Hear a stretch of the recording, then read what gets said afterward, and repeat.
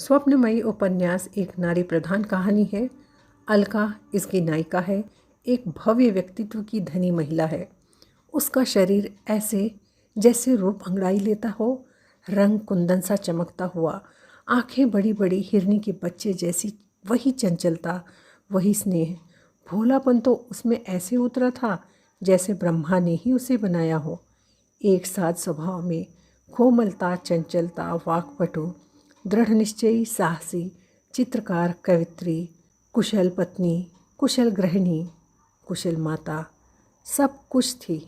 लेकिन अलका का माता रूप एकदम अनोखा था। अलका जीवन भर सपने देखती है, उन सपनों को पूरा करने के लिए बहुत मेहनत करती है, लेकिन प्रयोग में विश्वास करने के कारण वह अपने सपनों को जी नहीं पाती। स्वप्न देखने के कारण उसका पति उसे स्वप्नमयी कहता है। स्वागत है इस वीडियो में आप सभी का। आज हम विष्णु प्रभाकर द्वारा रचित उपन्यास स्वप्नमयी का सारांश पढ़ेंगे। अलका की सुंदरता की भव्यता का भिन्न रूप उसकी बेटी दीप्ति में दिखाई देता है। दीप्ति का जन्म होता है तो उसके सौंदर्य वैभव, चेहरे के तेज और आँखों की चमक डॉक्टर और नर्स को भी चौंका देते हैं।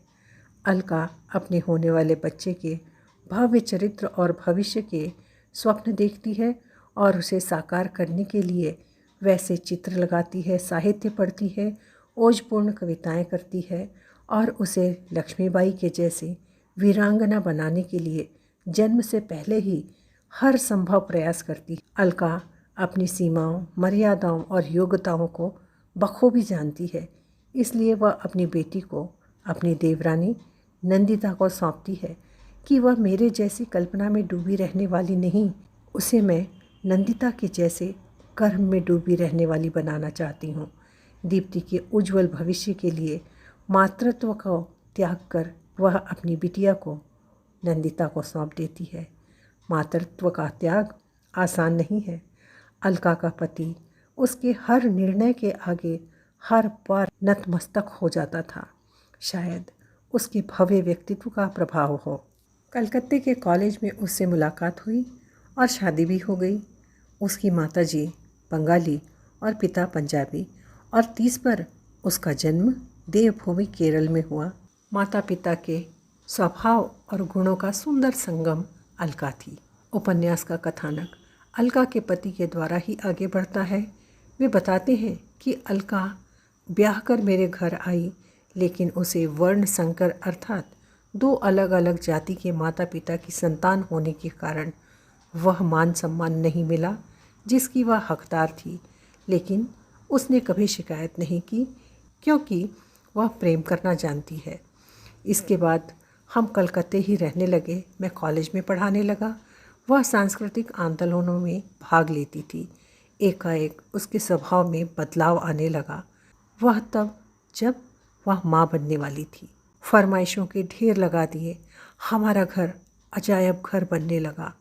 जवाब में उसने कहा, मेरी कन्या परम सुंदरी हो, सरस्वती की तरह वीणा उसके हाथों में शोभा दे, वर्तमान युग का नेतृत्व कर सके, उसमें ऐसी शक्ति हो। यह स्वप्न उस स्वप्नमयी अलका ने देखा था और उसे साकार भी कर लिया। इसी बीच अपनी जन्मभूमि कन्याकुमारी भी घुमाई। भक्तिपूर्ण कविता लिखने लगी जिसमें जीवन मृत्यु का गहरा प्रेम रहता। उसे इतना ही प्रेम, उदारता, जिम्मेदारी, संवेदनशीलता दूसरों के लिए भी थी। एक रात रास्ते में मरणासन को अपने आश्रय में रखा, जिसका नाम आशुतोष है, जो बीए पढ़ा नौजवान नौकरी की तलाश में कलकत्ता आया और उसका हाल बेहाल हुआ था। आशुतोष का अलका के जीवन में विशेष स्थान रहा। उसने सदा दीदी की बड़ी देखभाल की और आज्ञाकारी बना रहा। अलका के पिता अपनी सरकारी नौकरी से छुट्टी लेकर पूर्णकालिक राजनीति में उतर गए और समाजवादी बन गए थे। अलका की माता राजनीति का खेल खेलती थी। पिता केवल यंत्र थे, आंदोलन करते और सक्रिय भागीदारी करते थे। इधर अलका ने भी अपनी मंडली बना ली थी और पिता के साथ मंडली समेत आंदोलनों में भाग लेती थी। अपनी मंडली की योजनाएं घर पर ही बनाती, घर के बाहर भी भाषण देने जाती, घूमती फिरती, लोगों से मिलती। लेकिन यह मेरी माँ को बिल्कुल ठीक नहीं लगता। उसे तो मेरे घर बेटी का जन्म लेना भी खुशी नहीं दे पाया। माँ मुझे जब तब कहती बहू को घर में रहना सिखाओ, लेकिन मेरी स्वप्नमयी को कौन रोक पाया। उसकी चंचलता और भोलापन तो मुझे तक पिघला देता था। अलका भी माँ का गुस्सा अच्छी तरह समझती थी। अलका का मानना था कि वह माँ को अपनी सेवा से खुश कर लेगी, लेकिन मुझे विश्वास था उसे असफलता मिलेगी। लेकिन उसके प्रयोग करने की जिद अलका को ले डूबी। उत्तराखंड की यात्रा से वापस लौटते वक्त अलका ट्रेन से आशुतोष के साथ, जो सन्यासी रूप धारण करके आया था, बिहार पिता के आंदोलन में भाग लेने चली गई। मैं अकेला ही वापस लौटा। दुख हुआ कि उसने मुझसे पूछे बिना ऐसा किया।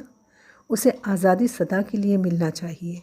मैंने उसे दिमाग से निकालने की बहुत कोशिश की, लेकिन वो तो मेरे हृदय में थी।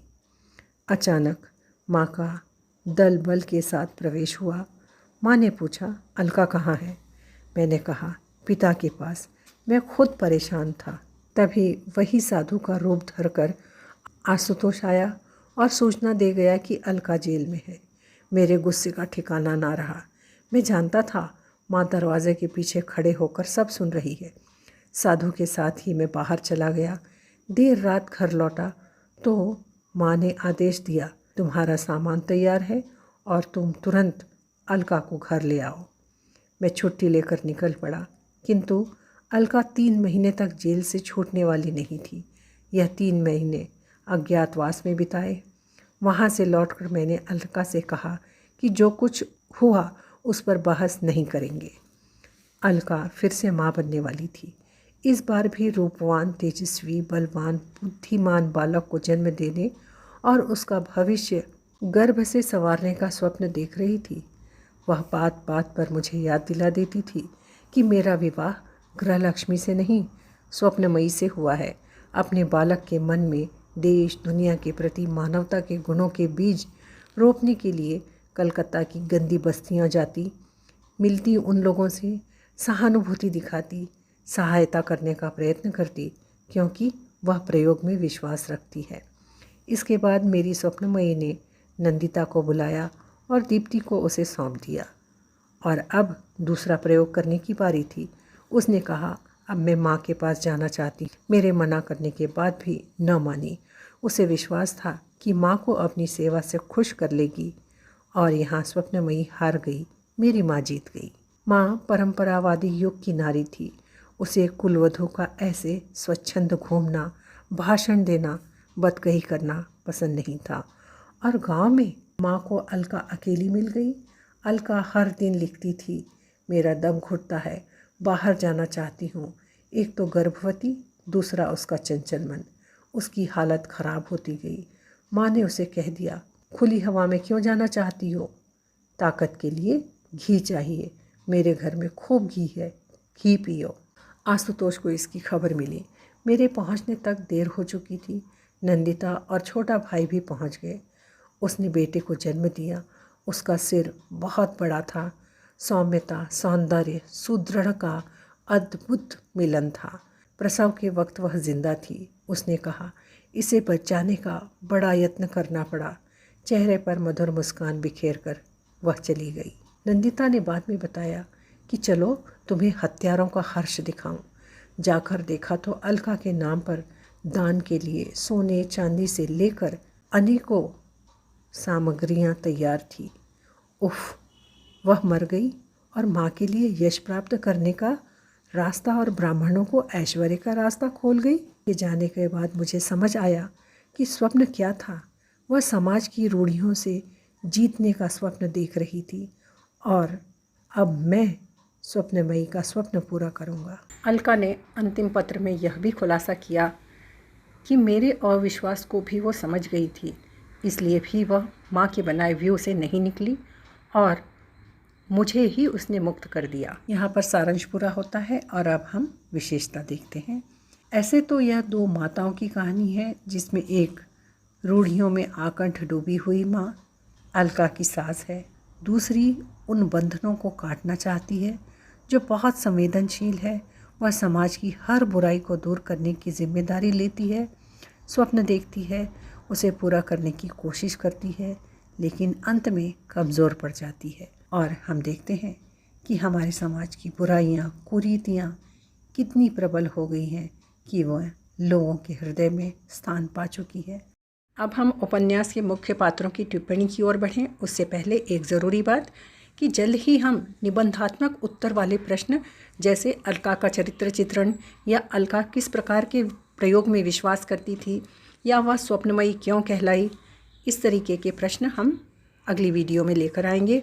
अगर आप और कोई प्रश्न चाहते हैं तो कमेंट सेक्शन में लिखिए, और अगर अब तक चैनल को सब्सक्राइब नहीं किया है तो जल्दी से कीजिए। अब हम उपन्यास के मुख्य पात्रों पर टिप्पणी की ओर बढ़ते हैं। यहाँ पर आप देख रहे हैं नंदिता के ऊपर टिप्पणी लिखी गई है। तो सबसे पहले हम उपन्यास के आधार पर नंदिता का परिचय देंगे एक पैराग्राफ में। उसके बाद मुख्य बिंदुओं को ही इस पैराग्राफ में या टिप्पणी के लिए हम यहाँ लिखेंगे। अगली टिप्पणी है अलका की सास। प्रारूप वही रहेगा, पहले उसका परिचय देंगे शीर्षक का कि वह स्वप्नमयी उपन्यास की एक सहपात्र है, और नेक्स्ट पैराग्राफ में पूरे उपन्यास में उनके विषय में जो कुछ भी दिया गया है उसे हम यहाँ लिखेंगे। और अगला पात्र आप देख रहे हैं अलका का पति, उसका भी प्रारूप वही रहेगा। और अगला पात्र है आशुतोष। आशुतोष कौन है, कहाँ से आया, और उपन्यास में उसकी क्या भूमिका है, यह सब कुछ हम उसकी टिप्पणी में लिखेंगे। और अगला टिप्पणी का शीर्षक है अलका के माता पिता। सो इसमें भी हम वही प्रारूप का अनुसरण करेंगे, और पूरे उपन्यास में से उनके विषय में जो कुछ भी हमें किसी और के द्वारा कहा गया या उनके चरित्र का बारे में जो कुछ भी बातें पता लगती है वो सब हम इसकी टिप्पणी में लिखेंगे।